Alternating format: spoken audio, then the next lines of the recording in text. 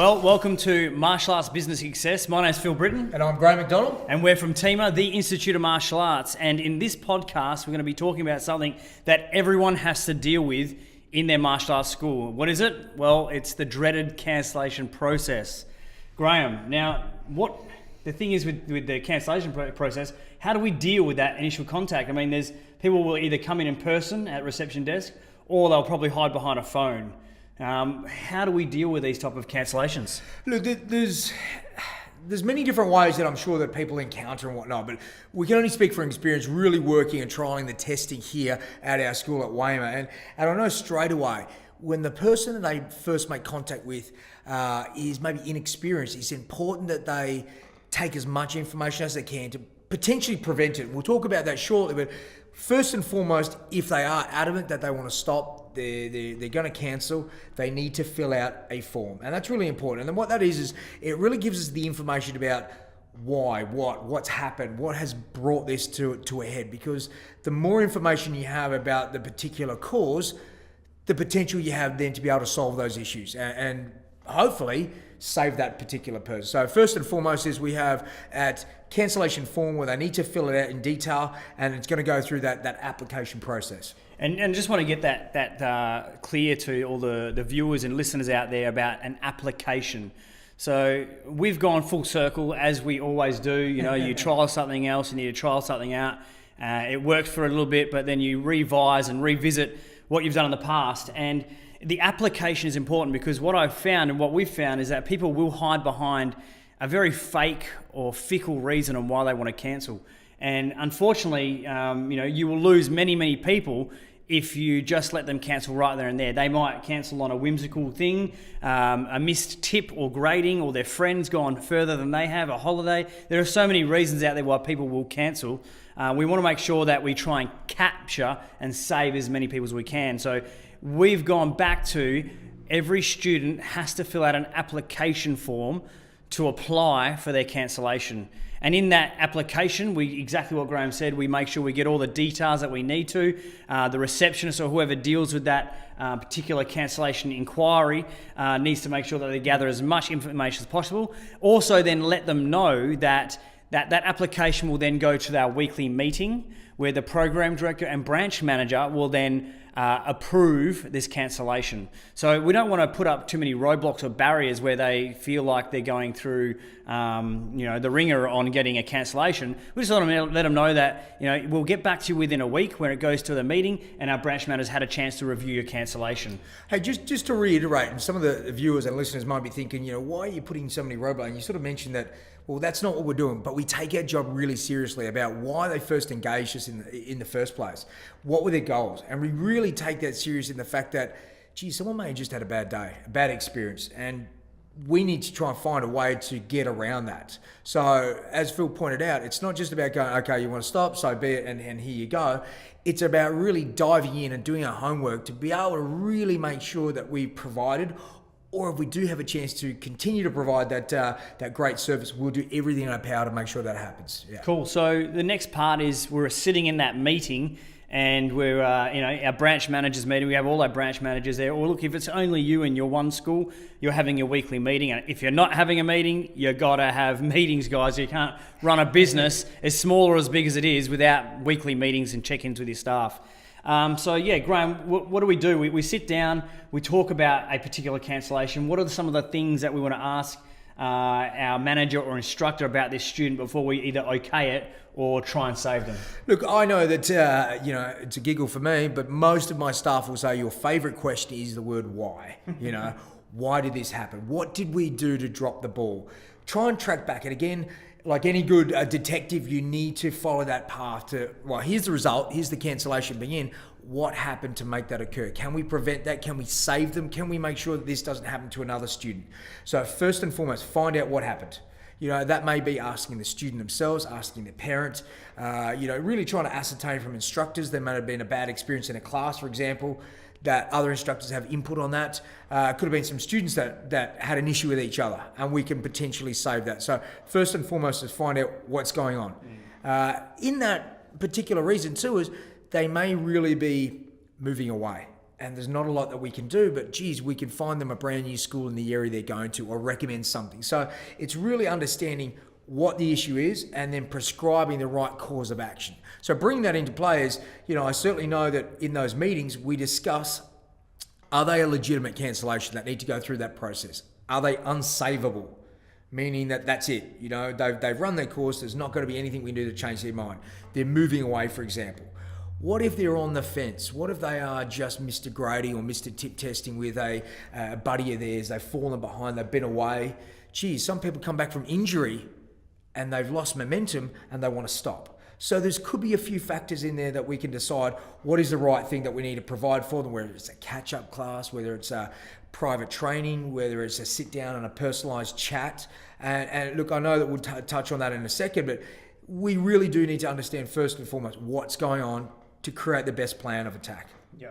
And that leads us to the next, probably most important link in this chain is the face-to-face meeting, because we really want to sit across from the person cancelling and we want to find out if the reasons on their form is actually true. Is it legitimate? And not that we're calling anyone a liar, but we want to try and fix this issue because they started martial arts for a reason and maybe they've lost their way or their passion, or it could be any reason.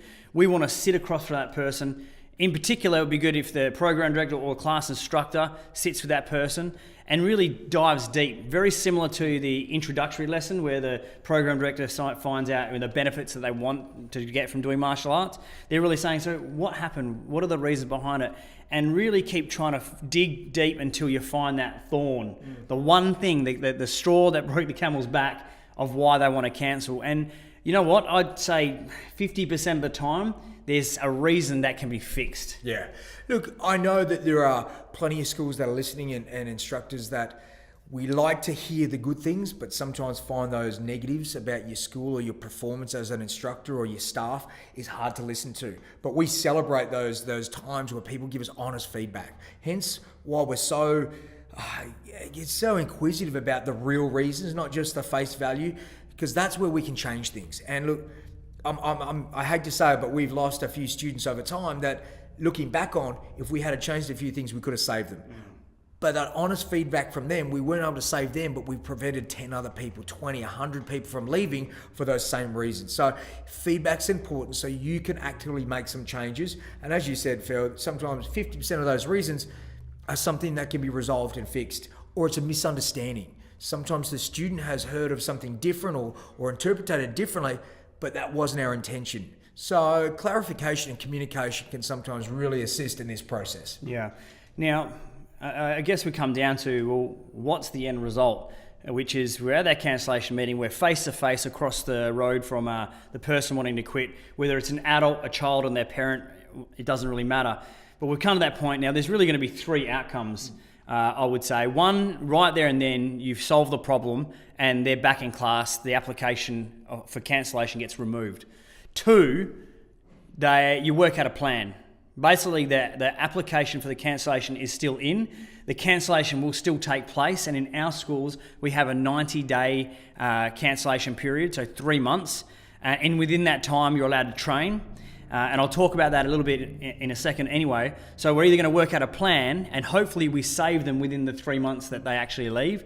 Or two, we've just come to the point where there's nothing we can do, and it's better to send them out on a good note with maybe a gift or a certificate, big open arms, and wish them well and hope that they tell their friends about the great experience that they had, not just as a member, but also exiting as well. Hey, just in that, Phil, you touched on something really well, is leaving with a good taste in their mouth. And I know that we've had some experiences in the past where someone's left our school for whatever reason. It was the end of their journey, but they were so pleased with the process being done well, and they left with that good feeling that they were always welcome back, that they've ended up referring other students to us. So how does that work? They've stopped training, but still, yet they've had a good experience. And really, that's what you're looking for. So as you mentioned, there could be that exit gift, that reminder that you're always welcome back. It could be a letter a few weeks later that says, hey guys, the doors are always open. Because sometimes when people leave, and years have gone by, they sometimes feel embarrassed to think, am I welcome back? Will they treat me differently? So it's really important to make sure they know that, hey, look, we all grow, we all change, life changes, but if in circumstances in the future changes to the benefit of you coming back, well, you're always welcome. You're part of the family. So, I definitely encourage leaving on a good note wherever possible. Yep. And that pretty much leaves me with my kicker. This is gold. If you're not doing this, you've got to be doing this because, our cancellation period is 3 months. And some people may have a month, a week. It doesn't matter what your cancellation period is, or it's a payout. I don't know. But what we do is we offer them in those 3 months' time to continue training. And hopefully we save them in that time. Now, we still get those people at some stage that just want to quit. And you can't help it. So we asked them if they would like to pass the remaining part of their membership, the cancellation period, the 3 months, to a family member or a friend. So that they at least are making the most of the money that they're investing or missing out on if they're not training. And quite often not, they'll go, oh, well, that's a great idea. Yeah, actually, I'll get my son, daughter, brother, sister, my husband, wife involved. Or at the very least, I'll go ask a friend. And there, my friends, is where you could possibly even completely exchange a student. So yes, mine may be leaving, but then you haven't had to market for the new person coming in. So, it doesn't happen all the time, but it is still an option, and it's still another good taste in the mouth. We're not leaving like they just don't want to train anymore, you still have to pay. Well, we'll either pass it on to a family member or a friend, or last but not least, if you want to come back or when you want to come back, we'll credit you those 3 months as well. So that way, it's just that leaving with a good taste in the mouth. They're just, these guys have done everything they can. I've got all these benefits from doing martial arts. My circumstance is that I can't continue, but look at this. They're just going above and beyond to make sure my experience here, even as an exiting member, is still 100%. So, Graham, any other tips and pointers on cancellation? I just think in summary for the guys listening and watching, we take this role as an instructor and a life-changing influence over people really seriously. So when people are joining our schools, we very, very clearly let them know what the cancellation process is. Not to make money off them, but to hold them accountable to their goals. Now, don't get me wrong, there's going to be circumstances where they have to leave. And look, we will cut relationships straight away for whatever reason, okay? But there's going to be times where someone changes their mind, something happens. Hey, we want to help them break through and be the best version of themselves, which is why we hold them accountable. We don't just let them off if they go, oh, it's too hard. Well, life's hard. That's why we do this process. So again, guys, all I can really, encourage you guys to do is follow those processes. Make sure that you are being systemized. Take it serious. Don't let them off the hook so quickly. Not that you don't want to hold people against their will, but you want to be serious about why they started and make sure you're there to fulfill wherever possible. Well, guys, that's almost a wrap for us. I just want to have a shout out to both Fatma and Jamal from Olympic Taekwondo in Melbourne. This podcast topic came from them and some of the coaching topics that we've been talking about. We do have a new segment on version 2.0 of our podcast, which is Ask the Boys. So if you do have any questions or topics or thoughts that you would like us to talk about during these podcasts, please let us know. We'd love to hear the pains that you're going through, or even if you're having a win in a certain area, maybe we can share that to the community because we're not in competition with each other. That's why we're doing podcasts. We're all trying to raise the standard and lift the professionalism of martial arts, and we need to do this together. That's the key. Just in finishing, guys, don't forget, if you haven't yet left a review on iTunes, this is really what keeps us going.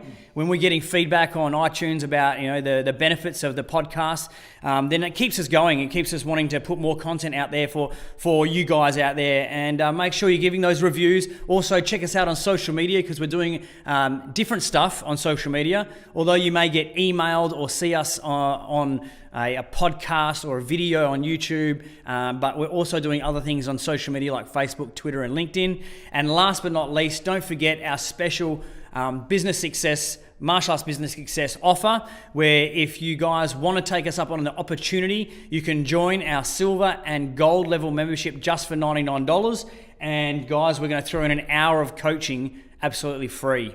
So if that interests you guys, if you want to take us up on that opportunity, by all means, let us know. Send us an email at admin@tima, that's tima.com.au. Graham? Look, before I sign off and we let you guys at it, 3 things you got to remember that TIMA stands for. Believe, begin, become. Believe in yourself. Believe in the process. Begin that journey, Okay, start the process. Now's the best day to do it and become the best version of yourself and have the best business that you possibly can do. So again, believe, begin, become. Most important things you can do. All right, guys. Have a good week. Ciao. Innovating martial arts industry.